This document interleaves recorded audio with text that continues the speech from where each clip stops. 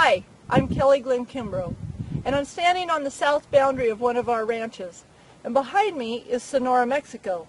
And yes, this is the border security fence that divides the United States from Mexico east of Douglas, Arizona. When illegal immigrants cross into the United States, their first steps are often across our ranch lands. They don't care about our property, our businesses, or the peace and security of our family. A fence like this does not deter them. For years, drug and human traffickers have aggressively crossed our land, leaving in their wake trash and environmental and property destruction and the fear that something bad could happen at any time.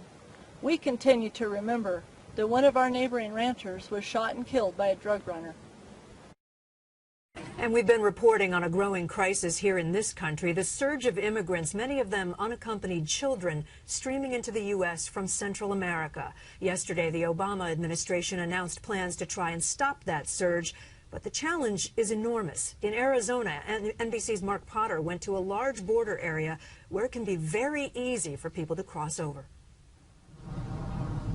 When the sun sets in Cochise County, Arizona, residents say the land begins to crawl, with drug and immigrant smugglers heading north from Mexico.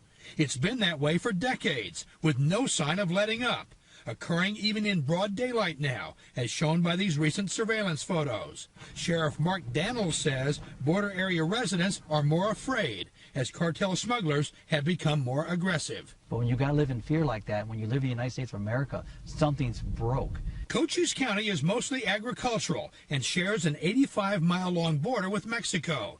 Sheriff Daniels complains a federal plan to install steel fences, cameras, and thousands of agents to protect the U.S. border cities has pushed the smugglers into the vast rural areas, including parts of Cochise County, which lately has seen a rise in heroin trafficking. It's not just Cochise County a border problem, it's America's problem. Daniels points to this rural area where the big border fence becomes a much smaller fence that extends for miles.